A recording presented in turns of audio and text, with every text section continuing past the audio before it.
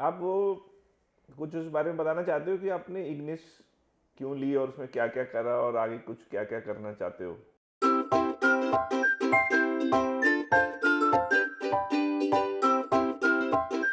नहीं, इसमें बताने वाला क्या है, इग्निस इसलिए दी क्योंकि मुझे हैचबैक से ज़्यादा पसंद आती हैं कि थोड़ा सा क्या एक एक मिनट में ये बताना चाहोगे, हाउ डू यू से कि ये गाड़ी हैचबैक है या नहीं है? भाई देखिए, जहाँ तक मेरी समझ बताती है कि जब भी गाड़ियाँ बनाई गई थी तो इन्होंने कहा कि भैया जो एक हम छोटी गाड़ी बनाते हैं उसको हैचबैक बोल दिया था। अच्छा। उसमें 4 दरवाजे होते थे या अच्छा, 2 नाजो। दरवाजे होते थे और नहीं, एक पीछे दरवाजे वाली हैचबैक भी आती है। तो हैचबैक वो होती है भाई, मतलब जो गाड़ी गई और पीछे फड़ाक ऐसे हो गई, वो हाँ, हैचबैक है। बोलने तो देते नहीं हो, पहले हाँ। कहते हो बताओ, फिर हम जब मुझे हमने पता है, मुझे पता है, मुझे हाँ, पता फिर है। कहते दाए असली है ये लौंडा। हाँ, तो बात इन्होंने सच है, अश्लील है। छोटी गाड़ी जो होती थी कि 2 डोर हो गई, 3 डोर हो गई, बेसिकली वो जो पीछे की एक स्ट्रेट सपाट डिक्की होती थी। हाँ, वो अलग बात है कि हैचबैक छोटी गाड़ियां होती थी, हाँ जी। पर बड़ी भी हैचबैक हो सकती थी। पर वो इस सेगमेंट में चली गई कि भाई हैचबैक बंद होने लग गई, तो वो ज़्यादातर छोटी छोटी में ही जाने लग गई। नहीं, आई डोंट थिंक सो, क्योंकि पहले जब क्लासिक हम कार्स की बात करते थे तो कैटेगरीज तो 3 ही थी ना। हाँ। एक हैचबैक हो जाती थी आपकी, हाँ, और एक जो हम सिडैन, सलून, हाँ, जो कन्वेंशनल गाड़ी। हम कहते थे कि भाई बड़ी गाड़ी देनी जिसमें डिक्की हाँ। होनी चाहिए, हाँ। वो सेडान हो गई, so that you CAD probably chug more luggage. And the third category was a classic SUV. अच्छा, वैन मतलब गाड़ी नहीं होती थी? वैन भी तो गाड़ी भाई ये तो गलत बात है ना। ठीक है, वैन बहुत उसकी एक इमेज है, पर वैन भी गाड़ी होती है। Sorry, sir. I apologize. ठीक है, ठीक है। I हाँ, apologize. तो हाँ, ठीक है, क्लासिक सेंस में आप सही कह रहे हो। एसयूवी, सेडान और हैचबैक होती थी, तो आपको हैचबैक पसंद थी, और हैचबैक को हमने डिफाइन कर दिया कि हैचबैक एक छोटी पीछे से कटी हुई गाड़ी होती है। हैचबैक गाड़ियों का डोबरमैन है।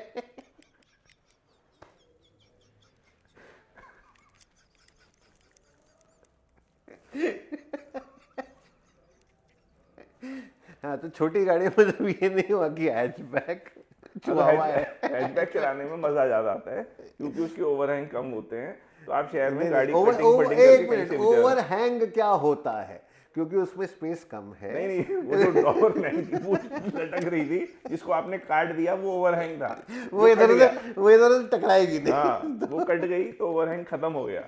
हाँ, डॉबरमैन की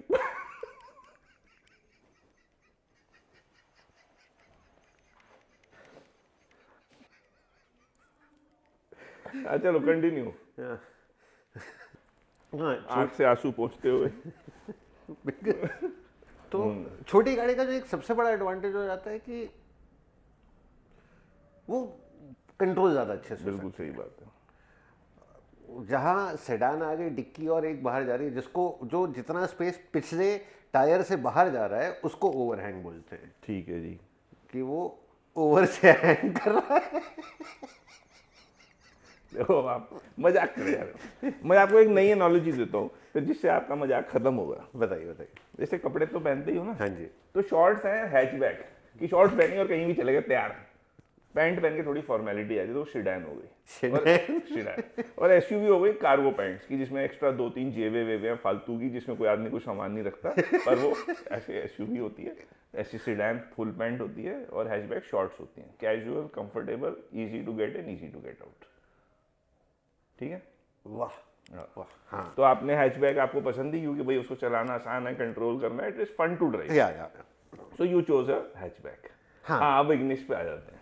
तो because I my earlier hatchback was a Polo ठीक है। जीटी, सो अब ये समझ में आ गया था कि पावर डोमेन में तो उसके टक्कर का कुछ नहीं मिलने वाला है। बची हमारे पास हिंदुस्तान में सुजुकी, सो इसमें से I thought okay, Ignis is the quirkiest and the smallest in the power figures that I want. Otherwise Alto would have been, वो हो जाता ना कि जलाजत वाली बात एक बार के लिए कि यार अब मैं 45 bhp की गाड़ी चलाऊंगा। हाँ ठीक है, तो मैं 67 की चला लूंगा। हाँ, मतलब 145 से 45 थोड़ा ना चलाऊंगा। So that is the reason I purchase. ये देखा आपने कितने ऑफ बीट लोग ही इग्निस खरीद रहे हैं, मतलब इधर वन लव्स एन इग्निस और वन हेट्स एन इग्निस। मतलब इग्निस ने बांटा हुआ है लोगों को, पोलराइज वाली गाड़ी है कि भाई या तो ज़्यादातर लोग नहीं पसंद करते यार कैसी टेढ़ी मेढ़ी सी अजीब सी हैचबैक है ये, कटी हुई लिटरली, और या फिर कई जो उसको पसंद करते हैं बहुत पसंद करते हैं, ज़्यादातर ऑटो एंथुजियास्ट को पसंद है इग्निस। हाँ, डिज़ाइन क्वर्की है, plus the other advantages, Ignis का इंजन जो है वो बलेनो, स्विफ्ट और बाकी वैगनार्स एंड फ्रॉन्क से डिफरेंटली ट्यून्ड है, हाँ, जिस वजह से it is tad bit more papier, उसकी पावर डिलीवरी और उनसे बेटर है थोड़ी। हाँ, तो इस वजह से भी अब इग्निस लोग और अप्रिशिएट करने लग गए हैं धीरे धीरे। और it is an international model, Yes. बाहर डेवलप्ड वर्ल्ड की सड़कों पे भी चल रहा है और यही चल रहा है, हो सकता है इंडिया से एक्सपोर्ट होके भी जाती हो, तो it is a nice international world class product. Yes, तो आपने चूज किया, आप ले आए, आप खुश थे अपने बाई से?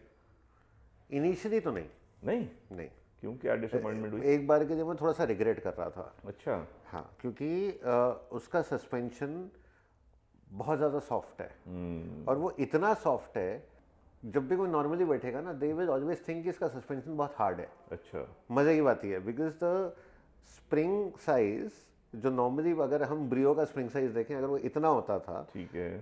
स्ट्रट का और स्प्रिंग का, तो अब इन्होंने सुजुकी ने नई गाड़ियों में वो लिटरली इतना कर दिया, छोटा कर दिया, बहुत छोटा कर दिया। तो उसकी प्ले कम हो गई कि भाई उसमें रेंज कम हो गई, रेंज ऐसा कम हो कुछ कहना चाह रहे गई, हो? रेंज भी कम है, और उसके ऊपर से इतना सॉफ्ट बना दिया कि एक तरीके से आपकी पेन की रीफिल है, वो फटाफट से दब जाएगी ना। मतलब जिसको जैसे हम देसी भाषा चलाते हैं भाई, अंग्रेजी लोग में बॉटम आउट बोलते हैं कि गाड़ी जैसे गड्ढे से ये तो फट फट एकदम ऐसे हो जाती थी एकदम। अच्छा। एंड लेट्स से जैसे इस रोड में भी आगे जो पेवर्स हैं, पेवर्ड वाली रोड है, उसमें स्टेबिलिटी नाम की तो कोई चीज़ ही नहीं थी। So that is when I was actually regretting कि कहीं ऐसा तो नहीं है कि I might just sell this car. अब देखो उसमें दो बातें हैं, इतनी नहीं थी, और since you were coming from a Polo, तो वो भी एक फ़र्क था भाई। शायद अगर कोई ऑल्टो, ज़ेन, वैगन आर वाला आदमी शायद इग्निस पे जा रहा होगा, उसको नहीं इतना फील होगा। आप पोलो चलाते थे जिसका यूरोपियन ट्यून्ड सस्पेंशन और वो वाली परफॉर्मेंस सस्पेंशन की राइड हैंडलिंग से भी आपका बेंचमार्क बहुत ऊपर था। फिर आपने क्या किया उसको सुधारने के लिए?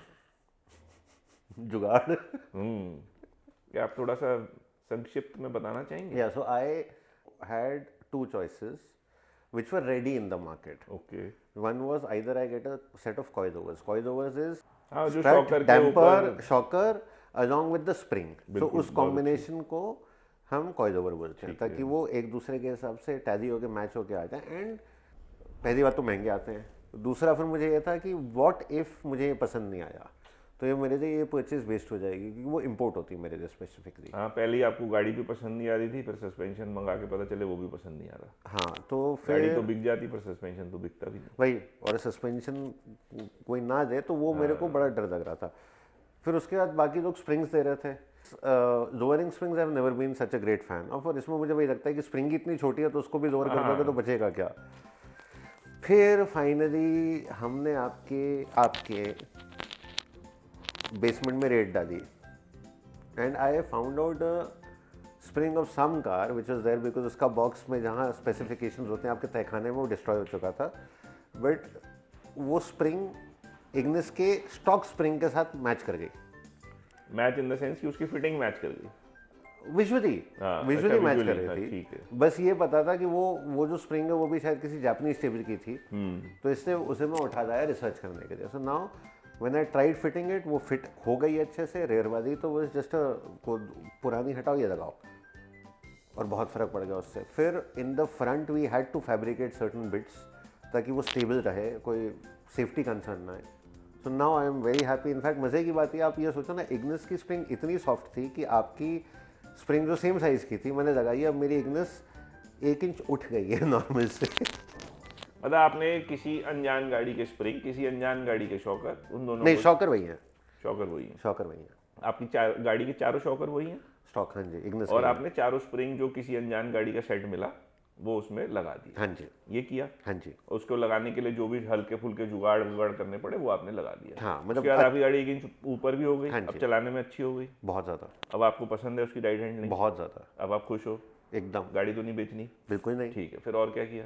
ऑडियो, ऑडियो मैं जानता हूँ, फिर भी दर्शकों के लिए पूछना चाहता हूँ कि आपने इंस्टॉल सारा कैसे किया, हाँ, सो भाई कराया, बेसिकली किससे कराया? I arranged things which were all sundown, and I have made mine is a 3-way front channel. वो ये मैंने खुद से ही सारा इंस्टॉल करा है, right from damping the car.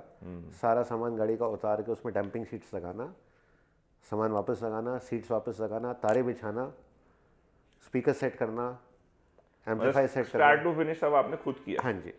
Damping भी खुद करी, वायरिंग भी खुद करी, प्लाइयाँ भी खुद सेट करी, उन पे एम्प भी खुद कसे, उनकी तारें भी खुद जोड़ी, बॉक्स भी खुद बनाया अपने हिसाब से, यहाँ तक स्पीकर भी खुद सेट करे जो अपने मिड हिसाब से, के पॉड्स हैं वो भी खुद ही बनाए हाथ से। हाँ जी। Handmade। हाँ, वेरी नाइस।